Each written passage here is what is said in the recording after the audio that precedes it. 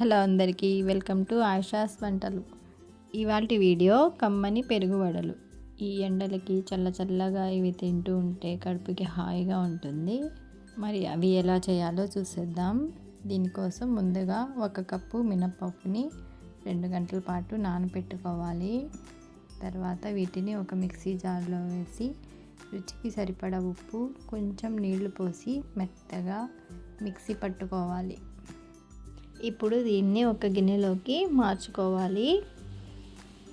ఈ పిండిని ఒక 10 నిమిషాల పాటు ఇలా బాగా కలుపుకోవాలి. అప్పుడు పిండి బాగా ఫ్లఫీగా తయారవుతుంది. ఇలా నీళ్ళల్లో వేసినప్పుడు పిండి పైకి తేలుతుంది, అంటే వడలు వేయడానికి పిండి రెడీ అయినట్లు. ఇప్పుడు వడలు వేసుకుందాం. దీనికోసం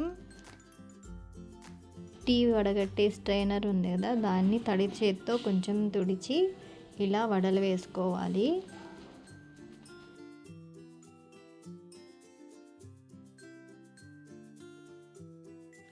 వీటిని సన్నని మంట మీద 2 వైపులా మంచి రంగు వచ్చే వరకు ఫ్రై చేసుకొని తీసుకోవాలి.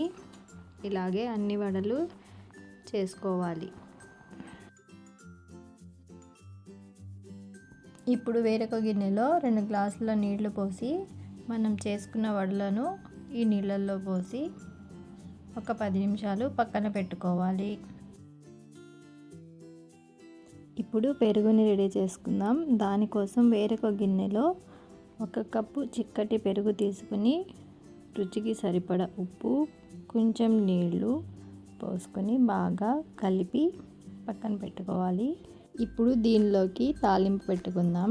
దానికోసం ప్యాన్లో 1 స్పూన్ ఆయిల్ పోసి ఆయిల్ వేడి అయిన తర్వాత 1 టేబుల్ స్పూన్ పచ్చిశనగపప్పు, 1 టేబుల్ స్పూన్ మినప్పప్పు, 1/2 టేబుల్ స్పూన్ ఆవాలు, 1/2 టేబుల్ స్పూన్ జీలకర్ర వేసి 1 నిమిషం పాటు ఫ్రై చేసుకోవాలి.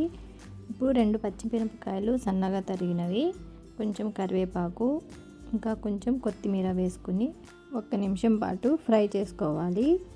తర్వాత దీనిలోకి 1 కప్పు క్యారెట్ తురుము వేసుకోవాలి. దీన్ని కూడా ఒక 2 నిమిషాల పాటు ఫ్రై చేసుకుని మనం ముందుగా కలిపి పెట్టుకున్న పెరుగులోకి వేసుకుని మొత్తం కలిసేలాగా బాగా కలుపుకోవాలి.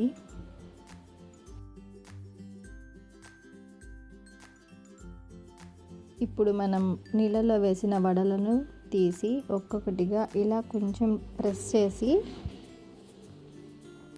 ఈ పెరుగులో వేసుకోవాలి. అన్ని వడలను ఇలాగే ఈ పెరుగులోకి వేసుకోవాలి.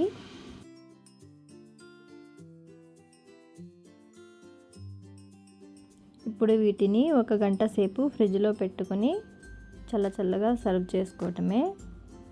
మరి ఈ రెసిపీని మీరు కూడా ట్రై చేసి టేస్ట్ ఎలా ఉందో నాకు కామెంట్స్లో చెప్పండి. ఈ వీడియో నచ్చినట్లయితే ఒక చిన్న లైక్ చేయండి. మీ ఫ్రెండ్స్ అండ్ ఫ్యామిలీస్కి షేర్ చేయండి. ఇలాంటి మరిన్ని వీడియోస్ కోసం మన ఛానల్ని సబ్స్క్రైబ్ చేసుకోండి. Thanks for watching. బాయ్ అండి.